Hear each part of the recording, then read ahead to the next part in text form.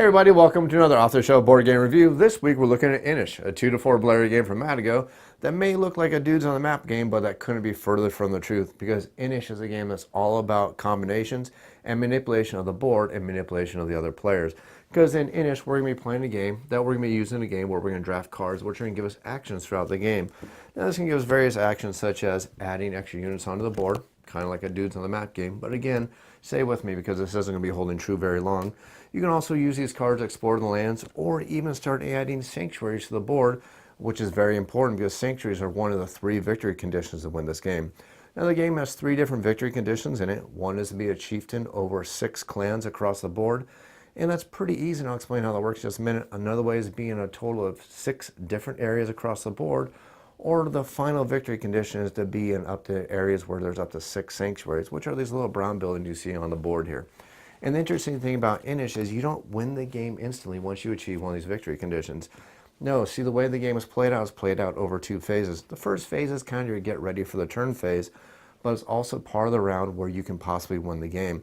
Then you go into the action phase where the players will be playing all their cards from their hands in an attempt to win the game, but you don't quite win the game instantly. What you're doing is you're working for these pretender tokens, which you're then going to use in the first half of the next round to prove that you've won the game by becoming the grandest high chief, controlling all these wonderful lands, and becoming the grand ruler of Inish. Now to give you an idea of how all this just might work, let me show you how an example round of Inish might actually work in this game. Let's say it's the white player's turn, and for the white player, they decide they're going to play an advantage card.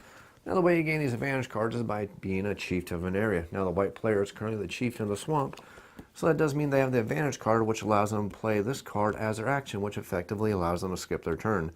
Now, skip your turn in Inish can be very powerful in this game because this is a game, like I said earlier, all about manipulation. And part of manipulation is watching what the other players are doing and reacting or outsmarting the other players so you can perform your action. And again, one of those actions is gain those pretender tokens so you can become the Grand High Chief and win the game. So after the white player takes their turn, the orange player decides that they are actually going to take one of these pretender tokens. And the reason why they can do this is because they are currently chieftain of at least 6 clans. Now every single one of these miniatures on the board represents a single clan, and to be chieftain you just have to outnumber the rest of the clans in a specific region of the board. So we see that the orange player currently has 4 clans in this area, and no other single player outnumbers them, so they're currently chieftain of all those clans in that area. So that's a total of 5 clans they happen to be a chieftain over. Plus, they also have me chieftain over these 3 clans over here. So they're currently chieftain of at least 7 clans, which means they are currently satisfying one of the victory conditions of the game. So they're going to take that pretender token, and now, right now, unless any other players can stop them, at the start of the next round, the orange player is now going to be the winner. Of course, the blue player does not like that at all, so they decided they are going to conspire with the green player, and they're going to go ahead and use their warlord card, and they're going to go ahead and go to war. Since they instigated the war, they get to decide what they want to do first, and they're going to attack the orange player. Now, the nice thing about these clashes in these areas is that they're all 1 versus 1 versus 1. Now, you can verbalize and decide that you're going to tag up on another player, which can be smart, especially in this situation. But you got to remember, you can attack whoever you want to attack, and the blue players decide they're going to attack the orange player. So the orange player, even though they still get to keep this pretender token, they're no longer winning the game. Now it's up to the green players, also part of this little clash going on in this area, and they decide they want to seek a peaceful resolution because this war is not helping anybody. So all 3 of those players mutually decide, especially the orange player, because they know if they can play a card, they might be able to pull it back out, so they are also agreeable to having this useless war go ahead and end. So that's the end of the blue player's turn. Now the green player, for their turn, they decide they are so close to winning the game if they just perform one action, and luckily they can. They'll move one of their green clans over into the swamp now, and now they are now achieving one of the possible victory conditions. Of course, they're not winning until they take that pretender token, but now they can potentially claim it because they happen to be in a total areas with a total of 6 total sanctuaries on the board. They're in the valley with 1 sanctuary, they're in the hills with another sanctuary, they're in the Mystic Vale here, that's 2 more sanctuaries, and finally they are in the swamp for a total of 6 sanctuaries. So unless the other players can stop them from grabbing that pretender token, it looks like the green player is now going to be the winner of the game. Of course, the white player is perfectly happy with this decision because they do have an epic tail card. Epic tail cards are very powerful. They allow you to do lots of very cool things. But in this specific situation, it's going to allow us to go ahead and go out there and explore. We're going to find an iron mine, we're going to go ahead and make sure that we bring out that action card for the Iron Mine, in case we don't actually win the game. Of course, we are going to, because we have a very tricky decision we are going to do. We're going to play this card, and then we're going to follow up with this card that allows us to very, very generously give this epic tail card to another player.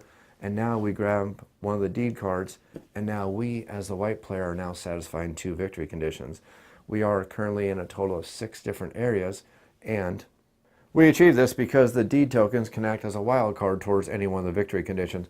So while the white player may only be in 5 actual areas on the board and does require 6 areas to win the game, the deed token makes up for the 1 missing spot that they actually have to be contending for. So the white player also now can also take one of the pretender tokens on their turn. Of course, they also could, if they had a second one of these deed tokens from a prior round, they could actually be winning the game now, because again, every one of these deed tokens is a wild card you can use towards any of the victory conditions.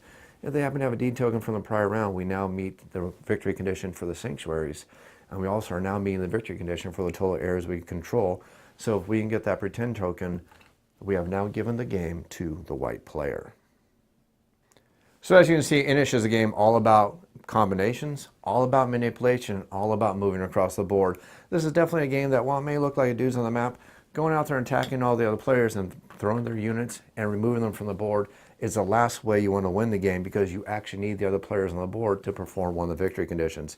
So you want to be friendly with the other players. You want to invite them into areas on the board, and you want to bring them out there on the board, but in a way that you control. That way you can have dominance. That way you're the chieftain, and that way you're reaching one of the victory conditions to win the game. Now, if you want to learn how to play Inish, check out my full tutorial video where I'll show you how to play the game. You can also see my sample gameplay video where I'll show you exactly how the game looks. I'm going to play it as a 2-player game, and the main reason why I'm going to do it as a 2-player game is the rules are ever so slightly different, but it does make the gameplay a little differently. And the really cool thing is it does show you that this is one of those unique games that does play very, very well as a 2-player game, even though it does have some roots as a dudes on the map style game. Most of those games always fall apart as a 2-player game. Inish is one of those games that plays fantastically at 2 players. Finally, if you want, you check out my full review of the game where I'll give you my opinion and tell you exactly what I thought about Inish the game. If you have any comments or questions, make sure you leave them down in the YouTube comments down below. I'll be sure to answer them as quickly as I can. You can also feel free to email me at offtheshelfboardgamereviews. That's otsbgr@gmail.com. Also, if you enjoy this channel and you want to help support the channel, head on over to Patreon at patreon.com/otsbgr. Remember, the channel is 100% self-funded. I don't have the luxury of sponsors or Kickstarters, so all this content you're enjoying is pretty much supplied by myself out of my own pocket. Also, before we close up here, I want to give a quick shout out to my friends over at the Not in a Creepy Way podcast. It's a podcast where the brothers Anderson talk all about movies and other things that's really, really entertaining. But instead of me rambling on about it, I'll let them go ahead and tell you what it's exactly about right now. Tabletop gaming friends, are you wiped out from sandbagging your forbidden island? Does pandemic make you sick to death? Do you suffer from flick-em-up finger fatigue? Or perhaps you need the diversion and relaxation of listening to a podcast such as Not in a Creepy Way, the podcast where the brothers Anderson dig deeply into the movies in a loving but not particularly reverent way. Search for Not in a Creepy Way on iTunes, Stitcher Radio, or your favorite podcatcher, or listen or download directly from notinaCreepyWay.com. Accept and welcome the Anderson boys into your ear holes, but not in a creepy way.